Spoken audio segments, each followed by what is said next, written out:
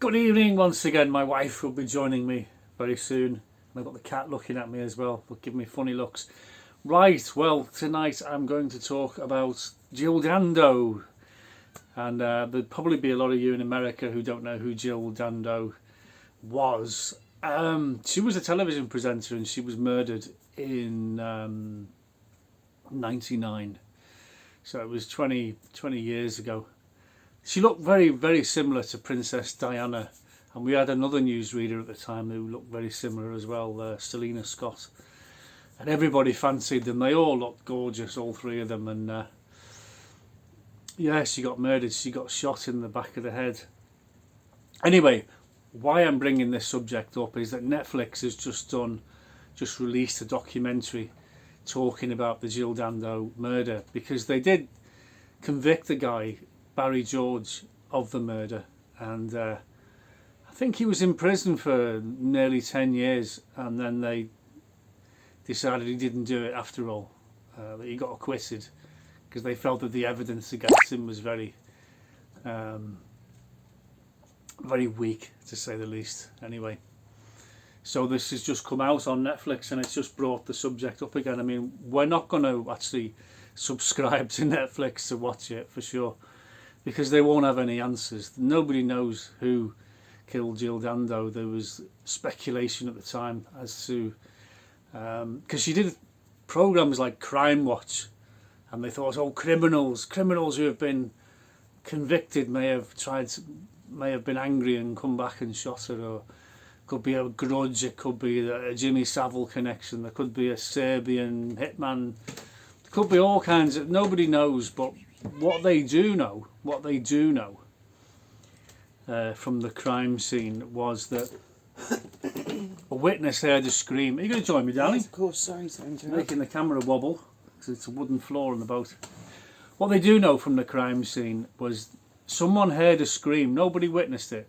She'd gone to her house, which she wasn't living in because she had a new boyfriend, so she was living with him presumably, and so she was coming round to get the mail, and she'd gone up the path of this house, and someone heard a scream, but no one heard a bang. Okay, and then I think I just refreshed my memory. I looked on Wikipedia so a few minutes later, a neighbour spotted the body, called the ambulance. Ambulance arrived, police arrived. Anyway, she was dead, and shot her point blank in the back of the head. And she was declared dead at the local hospital about an hour and a half later. And everyone was shocked. I mean, it was massive in the UK. Everybody was like, whoa, what's going on? Why? You know?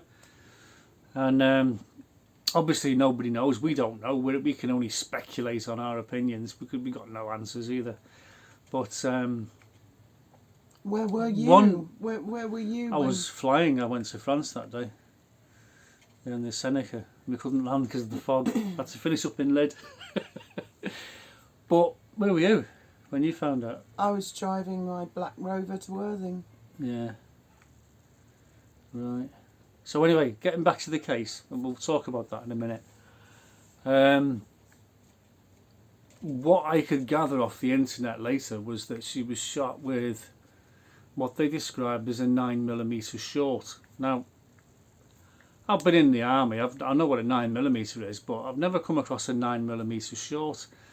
I left the army. I had a firearms license. I was a member of a firing gun club range, doing all that. 357s, 9mm, 38 specials, but I never ever came across a 9mm short, so I had to Google it, see what it is, and it turns out it is a 9mm, but it's shorter, as the name suggests. It's a 17mm instead of 19mm, and the correct term for it, from what I gather, is .380 ACP, and it's not as powerful as a 9mm. And it's they tend to put them in compact pistols that someone would carry concealed, small concealed, like a PPK or something like that, something short.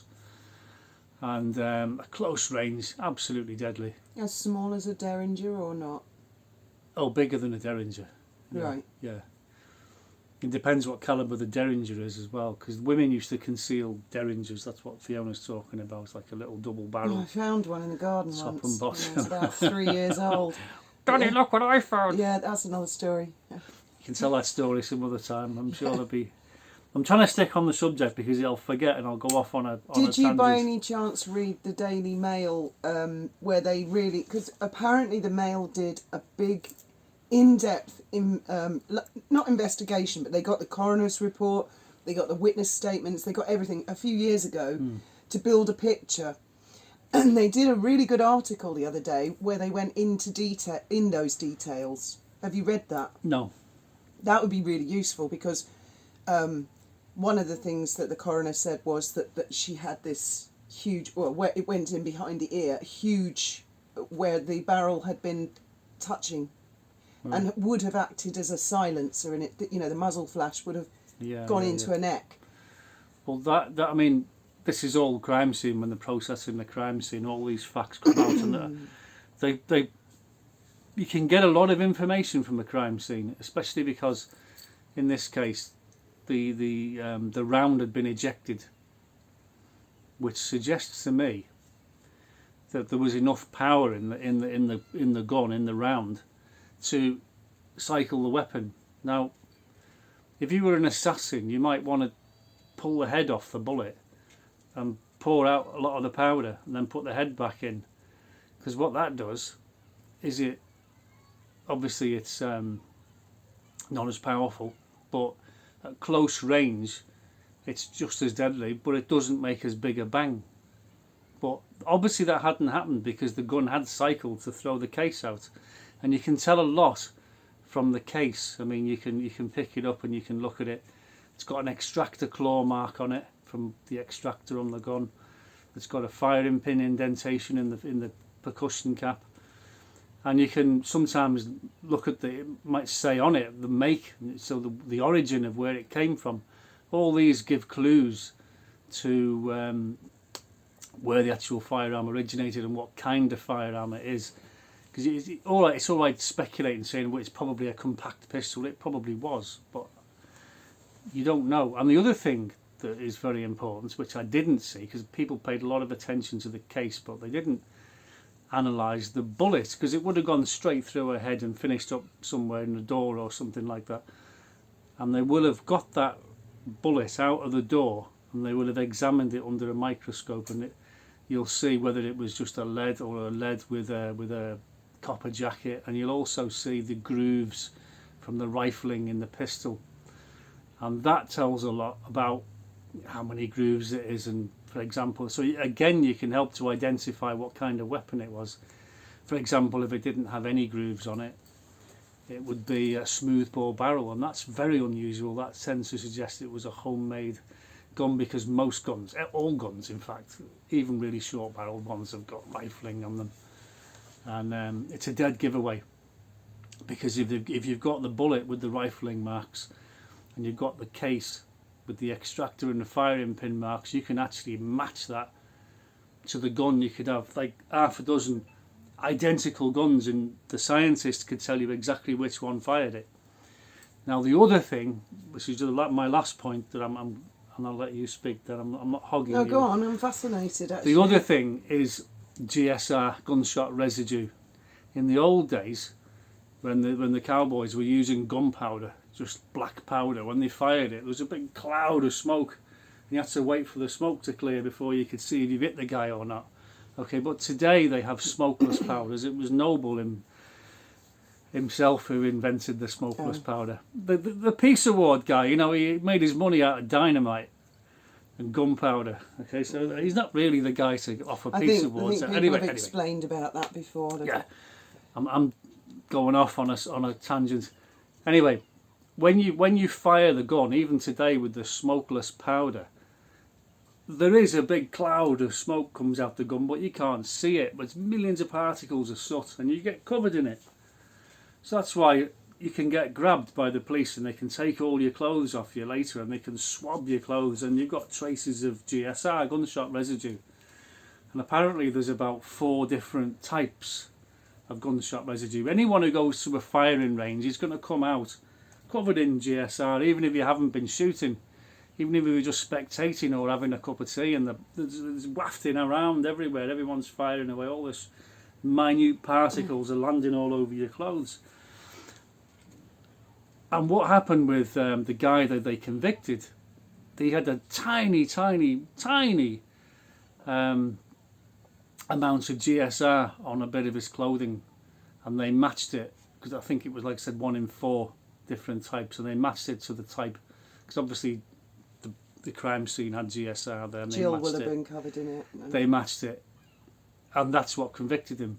But that wasn't good enough, really, because he had blank guns.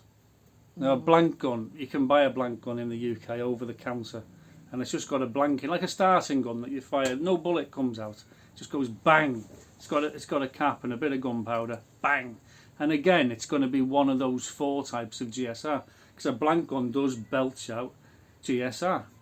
So if he had a blank gun and he'd fired it, which he probably would have done, because he was like that. He was one of those people who have blank guns and fire them, and he will have GSR. And that was all they had. That they didn't. Nobody witnessed or said, and he didn't confess, and there was no other information. But you really do need to sort of come back to the crime scene and analyse the crime scene again to identify the kind of weapon that it was, because the kind of weapon, the kind of ammunition, and the origin is very important to pointing us in the right direction. Yeah, that was another point I made in the Daily Mail thing, that the witnesses said when they saw Jill, it was obvious she was dead. The ambulance turned up and the paramedics trampled all over the crime scene, which the witnesses felt was unnecessary. The police were highly frustrated about, and they all but destroyed everything, apparently. I watched this Netflix thing, and I'm not going to subscribe to Netflix to watch it. I refuse. But in fact, we're saving a lot of money with avoiding things, aren't we? I have just gone on, just before I made this video, I've been on YouTube, and I typed in .380 ACP, and I watched the first couple of videos that came up to get a good idea. Lethal. I mean, they will go lethal. even. They're not as powerful as a 9mm, but it will go straight through someone's head at point blank range. In fact, it'll go straight through someone's head at 10 feet. So, to me, it was obvious from the beginning it was a hitman.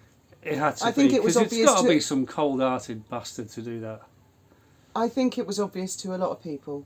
I think Nancy Grace was actually interviewed at the time, because she was a prosecutor. Correct me if I'm wrong. She's American. She used to be on Larry King.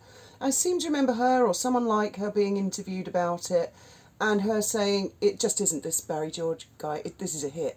To me, it has all the hallmarks of a hit. Yeah. And to me, there was one tiny weeny thing I didn't know until I read that Daily Mail article the other day.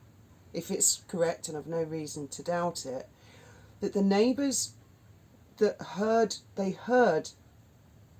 her lock her car, beep beep, they heard her gate, clunk, go in, and then they heard the scream, and then silence, and they went out. No bang.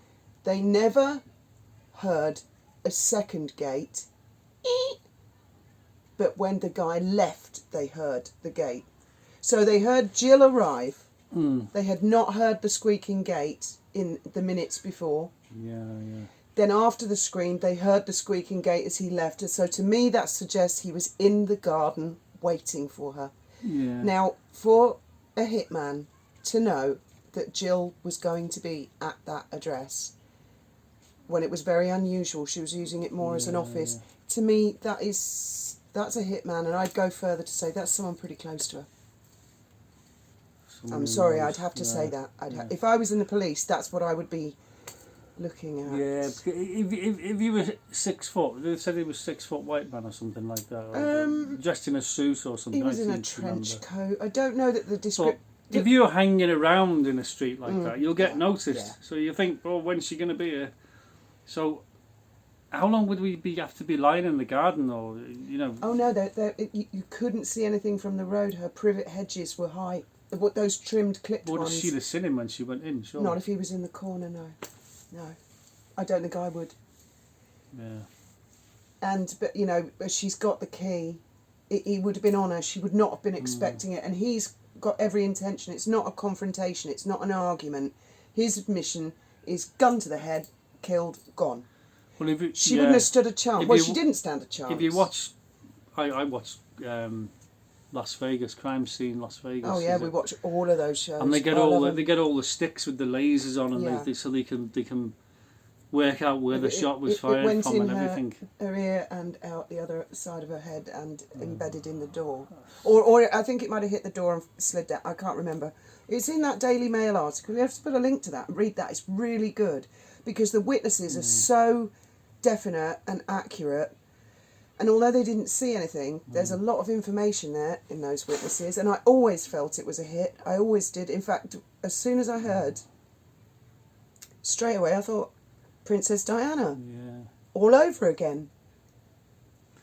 Well, I mean, I think it was a hitman for sure. But the big question is who hired the hitman.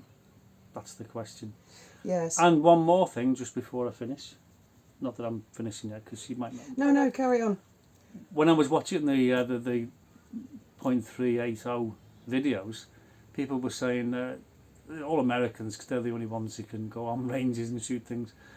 They were saying it's more of a woman's gun because it's small and compact, and more likely in the United States that women will carry them rather than the dudes will carry a 9mm because it's that much more powerful, and you're more likely to, if you're carrying it for personal protection, you know, as a carry weapon, you'd far better off. A dude would always go for the 9mm.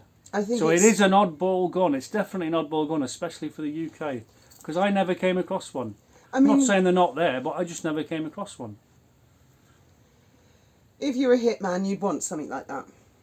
I would imagine so. And it's indisputable, I think, that it was a man. I mean, the guy, one of the witnesses said he there went was a out man. so fast after the screen and he saw the guy hurrying away. Yeah. But he only saw him from behind.